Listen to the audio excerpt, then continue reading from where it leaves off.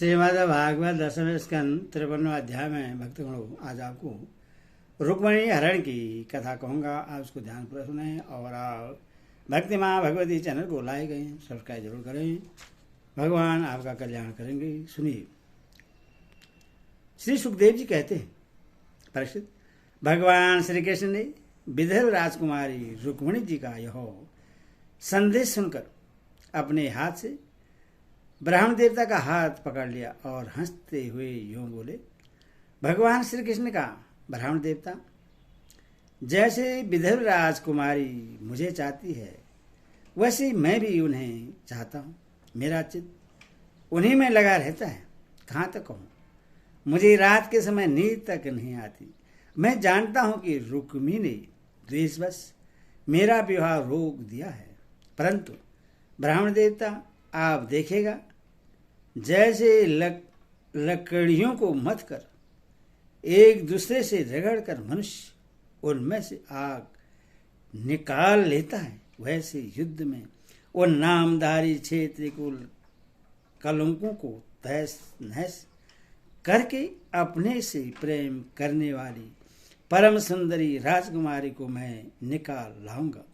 श्री सुखदेव जी कहते, परीक्षित, मधुसूदन श्री कृष्ण ने यह कहकर कि रुक्मणी के विवाह की लग्न परसों रात्रि में ही है, सारथी को आज्ञा दी कि दारुक तने के विलंब न करके रथ जोत लाओ। दारुक भगवान के रथ में सेवी, सुग्रीव, मेघपुष्प और बलाहक नाम के 4 घोड़े जोत कर उससे ले आया और हाथ जोड़कर भगवान के सामने खड़ा हो गया। सूर्यनंदन श्री कृष्ण ब्राह्मण देवता को पहले रथ पर चढ़ाकर फिर आप भी सवार हुए और उन शीघ्रगामी घोड़ों के द्वारा एक ही रात में आर्ध देश से विदर्भ देश में जा पहुंचे।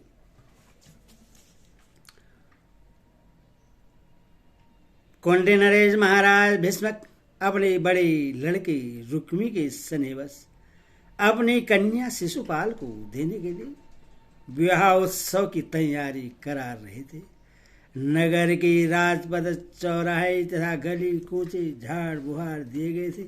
उन पर छिड़काव किया जा चुका था। चित्र विचित्र रंग बिरंगी छोटी बड़ी झड़ियां और पताकाएं लगा दी गई थी। तोरण बांध दिए गए थे। वहां के स्त्री पुरुष पुष्प, माला, हार, इत्र, फुलेल, चंदन, गहने और निर्मल वस्त्र से सजे हुए थे। वहां के सुंदर सुंदर घरों से आग अगर की धूप की सुगंध फैल रही थी। प्रसिद्ध राजा भीष्मक ने पितर और देवताओं का विधिपूर्वक पूजन करके ब्राह्मण को भोजन कराया और नियमानुसार स्वस्ति भाषण भी सुशोभित धातु वाली परम सुंदरी राजकुमारी रुक्मणी जी को स्नान कराया गया।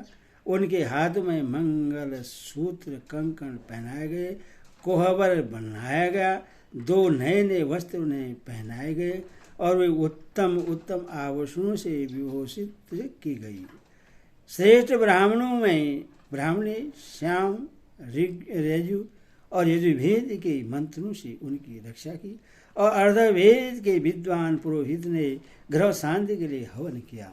राजा भीष्मक कुल परंपरा और शास्त्रीय विधियों के बड़े जानकार थे। उन्होंने सोना, चांदी, वस्त्र, गुड़, मिले हुए तिल और गौएं ब्राह्मण को दी। इसी प्रकार चेदिन हरे राजा दमघोष ने भी अपने पुत्र शिशुपाल के लिए मंत्र के ब्राह्मणों से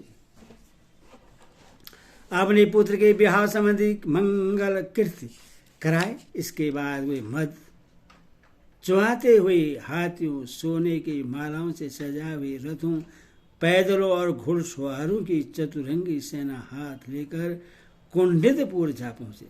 विदर्भ राज भीष्मक ने आगे आकर उनका स्वागत सत्कार और प्रार्थना सत्कार और प्रथा के अनुसार अर्चन पूजन किया। इसके बाद उन लोगों को पहले से ही निश्चित किए हुए जनवासों में आनंद पूर्वक ठहरा दिया। उस बारात में शाल्व, जरासंध, दंत वक्त, विदुरथ और पौंड्रक आदि शिशुपाल के सहस्त्रों मित्र नरपति आए थे। वे सब राजा श्री कृष्ण और बलराम जी के विरोधी थे और राजकुमारी रुक्मणी शिशुपाल को ही मिले इस विचार से आए थे। उन्होंने अपने अपने मन में यह पहले से ही निश्चित कर रखा था कि यदि श्री कृष्ण बलराम आदि यदुवंशियों के साथ आकर कन्या को हरने की चेष्टा करेगा तो हम सब मिलकर उससे लड़ेंगे। यही कारण था कि उन राजाओं ने अपनी अपनी पूरी सेना और रथ घोड़े और हाथी आदि भी अपने साथ ही लिवा लिए थे। विवश राजाओं की इस तैयारी का पता भगवान बलराम जी को लग गया और जब उन्होंने यह सुना कि भैया श्री कृष्ण अकेले ही राजकुमारी का हरण करने के लिए चले गए हैं, तब उन्हें वहां लड़ाई झगड़े की बड़ी आशंका हुई। यदि वे श्री कृष्ण का बल विक्रम जानते थे, फिर भी भारत स्नेह से उनका हृदय भराया। वे तुरंत ही हाथी घोड़े रथ और पैदलों की बड़ी भारी चतुरंगी सेना साथ लेकर कुंडनपुर के लिए चल पड़े। इधर परम सुंदरी रुक्मिणी जी भगवान श्री कृष्ण के शुभागमन की प्रतीक्षा कर रही थी। उन्होंने देखा श्री कृष्ण की तो कौन कहे, अभी ब्राह्मण देवता भी नहीं लौटे हैं। तो वे बड़ी चिंता में पड़ गई। सोचने लगी, अब अभागिनी के विवाह में केवल एक रात की देरी है, परंतु मेरे जीवन सर्वस्व कमल नयन भगवान अब भी नहीं पधारे। इसका क्या कारण हो सकता है, कुछ निश्चय नहीं मालूम पड़ता। यही नहीं, मेरे संदेश ले जाने वाले ब्राह्मण देवता भी तो अभी तक नहीं लौटे। इसमें संदेह नहीं कि भगवान श्री कृष्ण का स्वरूप परम शुद्ध है और विशुद्ध पुरुष ही उनसे प्रेम कर सकते हैं। उन्होंने मुझ में कुछ न कुछ बुराई देखी होगी, तभी तो मेरा हाथ पकड़ने के लिए, मुझे स्वीकार करने के लिए उद्धत होकर वे यहाँ नहीं पधार रहे हैं। ठीक है, मेरे भाग्य ही मंद है। विधाता और भगवान शंकर भी मेरे अनुकूल नहीं जान पड़ते। यह भी संभव है कि रुद्र पत्नी गिरिराज कुमारी सती पार्वती जी मुझसे अप्रश्न हो। प्रसिद्ध रुक्मिणी जी इसी उधेड़ बूंद में पड़ी हुई थी। उनका संपूर्ण मन और उनके सारे मनोभाव भक्त मन चोर भगवान ने चुरा लिए थे। उन्होंने उन्हीं को सोचते सोचते अभी समय है ऐसा समझकर अपने आंसू भरे नेत्र बंद कर दिए। प्रसिद्ध इस प्रकार रुक्मिणी जी भगवान श्री कृष्ण के शुभागमन की प्रतीक्षा कर रही थी। उसी समय उनकी बाईं आंख, जांघ, भुजा और नेत्र फटकने लगे, जो प्रियतम के आगमन का पीर संवाद सूचित कर रहे थे। इतने में ही भगवान श्री कृष्ण के भेजे हुए वे ब्राह्मण देवता आ गए और उन्होंने अंतपुर में राजकुमारी रुक्मिणी को इस प्रकार देखा मानो कोई ध्यान मग्न देवी हो। सती रुक्मिणी जी ने देखा कि ब्राह्मण देवता का मुख प्रफुल्लित है, उनके मन और चेहरे पर किसी प्रकार की घबराहट नहीं है। वह उन्हें देखकर लक्षणों से ही समझ गई कि भगवान श्री कृष्ण आ गए। फिर प्रसन्नता से खिलकर उन्होंने ब्राह्मण देवता से पूछा। तब ब्राह्मण देवता ने निवेदन किया कि भगवान श्री कृष्ण यहाँ पधार गए हैं और उनकी भूरी भूरी प्रशंसा की। यह भी बतलाया कि राजकुमारी जी आपको ले जाने की उन्होंने सत्य प्रतिज्ञा की है। भगवान के शुभागमन का समाचार सुनकर रुक्मिणी जी का हृदय आनंदातिरेक से भर गया। उन्होंने इसके बदले में ब्राह्मण के लिए भगवान के अतिरिक्त और कुछ पीर न देकर उन्होंने केवल नमस्कार कर लिया, अर्थात जगत की समग्र लक्ष्य ब्राह्मण देवता को सौंप दी। राजा भीष्मक ने सुना कि भगवान श्री कृष्ण और बलराम जी मेरी कन्या का विवाह देखने के लिए उत्सुकतावश यहाँ पधारे हैं। तब तुरही भेरी आदि बाजे बजवाते हुए पूजा की सामग्री लेकर उन्होंने उनकी आगवानी की और मधुपर्क निर्मल वस्त्र तथा उत्तम उत्तम भेंट देकर विधि पूर्वक उनकी पूजा की। भीष्मक जी बड़े बुद्धिमान थे, भगवान के प्रति उनकी बड़ी भक्ति थी। उन्होंने भगवान को सेना और साथियों के सहित समस्त सामग्री से युक्त निवास स्थान में ठहराया और उनका यथावत आतिथ्य सत्कार किया। विदर्भराज भीष्मक जी के यहाँ निमंत्रण में जितने राजा आए थे, उन्होंने उनके पराक्रम, अवस्था, बल और धन के अनुसार सारी इच्छित वस्तुएं देकर सबका खूब सत्कार किया। विदर्भ देश के नागरिकों ने जब सुना कि भगवान श्री कृष्ण यहाँ पधारे हैं, तब वे लोग भगवान के निवास स्थान पर आए और अपने नयनों की अंजलि में भर भर कर उनकी बदनार बिंद का मधुर मकरंद रसपान करने लगे। वे आपस में इस प्रकार बातचीत करते थे, रुक्मणी इन्हीं की अर्धाग्नि होने के योग्य है और ये परम पवित्र मूर्ति श्याम सुंदर रुक्मणी के ही योग्य पति है। दूसरी कोई इनकी पत्नी होने के योग्य नहीं है। यदि हमने अपने पूर्व जन्म या इस जन्म में कुछ भी सत्कर्म किया हो तो त्रिलोक विधाता भगवान हम पर प्रसन्न हो और ऐसी कृपा करें कि श्याम सुंदर श्री कृष्ण ही विदर्भ राजकुमारी रुक्मिणी जी का पाणी ग्रहण करे। पर जिस समय प्रेम परवश होकर पूर्ववासी लोग परस्पर इस प्रकार बातचीत कर रहे थे, उसी समय रुक्मिणी जी अंधपुर से निकलकर देवी जी के मंदिर के लिए चली। बहुत से सैनिक उनकी रक्षा में नियुक्त थे। वे प्रेम मूर्ति श्री कृष्ण चंद्र के चरण कमलों का चिंतन करती हुई भगवती भवानी के पाद पल्लवों का दर्शन करने के लिए पैदल ही चली। वे स्वयं मौन थी और माताएं तथा सखी सहेलियां सब ओर से उन्हें घेरे हुई थी। सुरवीर राज सैनिक हाथों में अस्त्र शस्त्र उठाए कवच पहने उनकी रक्षा कर रहे थे। उस समय मृदंग, शंख, ढोल, तुरही और भेरी आदि बाजे बज रहे थे।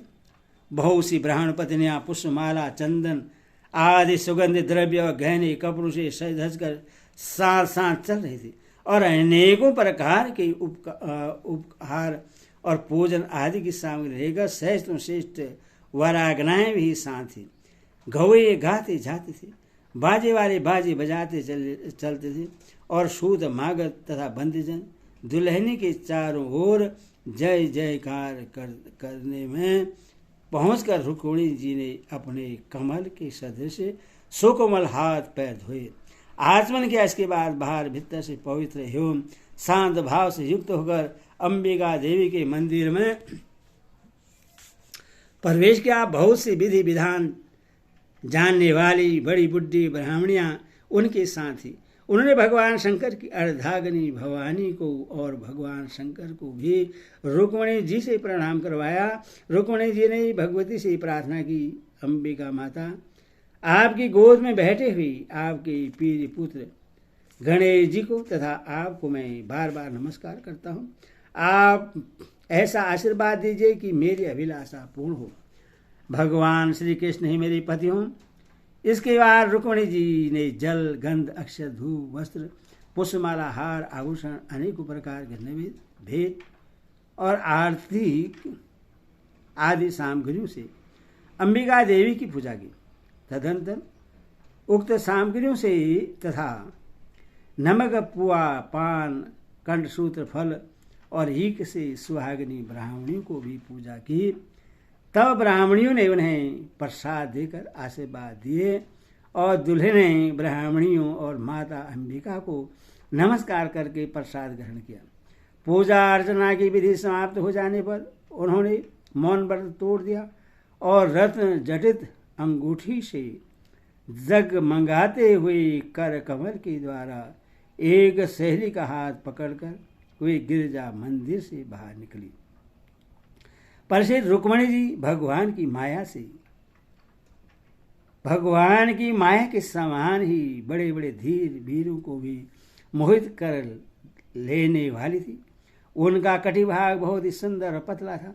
मुखमंडल पर कुंडलों की शोभा जगमगा रही थी। वे किशोर और तरुण अवस्था की संधि में स्थित थी। नितंब पर जड़ाऊ करधनी शोभायमान हो रही थी। वह स्थल कुछ उभरी हुई थी और उनकी दृष्टि लटकती हुई अलकों के कारण कुछ चंचल हो गई थी। उनके होठों पर मनोहर मुस्कान थी। उनके दांतों की पात थी तो कुंदकली के समान परम उज्जवल, परंतु पके हुए कुदरू के समान लाल लाल होठों की चमक से उस पर भी लालिमा आ गई थी। उनके पाँव की पायजेब चमक रही थी। उनमें लगे हुए छोटे छोटे घुंघरू रुंझुन रुंझुन कर रहे थे। वे अपने सुकुमार चरण कमलों से पैदल ही राजहंस की गति से चल रहे थे। उनकी यह अपूर्व छवि देखकर वहां आए हुए बड़े बड़े यशस्वी वीर सब मोहित हो गए। कामदेव ने भी भगवान का कार्य सिद्ध करने के लिए अपने बाणों से उनका हृदय झंझर कर दिया। रुक्मणी जी इस प्रकार इस उत्सव यात्रा के बहाने मंद मंद गति से चलकर भगवान श्री कृष्ण पर अपना राशि राशि सौंदर्य निछावर कर रही थी। उन्हें देखकर और उनकी खुली मुस्कान तथा लचीली चितवन पर अपना चित्त लुटाकर वे बड़े बड़े नरपति एवं वीर इतने मोहित और बेहोश हो गए कि उनके हाथों से अस्त्र छूटकर गिर पड़े और वे स्वयं भी रथ हाथी तथा घोड़ों से धरती पर आ गिरी। इस प्रकार रुक्मिणी जी भगवान श्री कृष्ण के शुभागमन की प्रतीक्षा करती हुई अपने कमल की कली के समान सुकुमार चरणों को बहुत ही धीरे धीरे आगे बढ़ा रही थी। उन्होंने अपने बाएं हाथ की अंगुलियों से मुख की ओर लटकती हुई अलकें हटाई और वहां आए हुए नरपतियों की ओर लजीली चितवन से देखा। उसी समय उन्हें श्याम सुंदर भगवान श्री कृष्ण के दर्शन हुए। राजकुमारी रुक्मिणी जी रथ पर चढ़ना ही चाहती थी कि भगवान श्री कृष्ण ने समस्त शत्रु के देखते देखते उनकी भीड़ में से रुक्मिणी जी को उठा लिया और उन सैकड़ों राजाओं के सिर पर पांव रखकर उन्हें अपने उस रथ पर बैठा लिया जिसकी ध्वजा पर गरुड़ का चिन्ह लगा हुआ था। इसके बाद जैसे सिंह और सियारों के बीच में से अपना भाग ले जाए, वैसे ही रुक्मिणी जी को लेकर भगवान श्री कृष्ण बलराम जी आदि यदुवंशियों के साथ वहां से चल पड़े। उस समय जरासंध के वंशवर्ती अभिमानी राजाओं को अपना यह बड़ा भारी तिरस्कार और यश कीर्ति का नाश सहन न हुआ। वे सब के सब चिढ़कर कहने लगे, अहो हमें धिक्कार है। हम लोग धनुष धारण करके खड़े ही रहे और ये ग्वाले जैसे सिंह की भाग को हिरण ले जाए उसी प्रकार अपना सारा यश छीन ले गए। हरि ओम तत्सत। हरि ओम।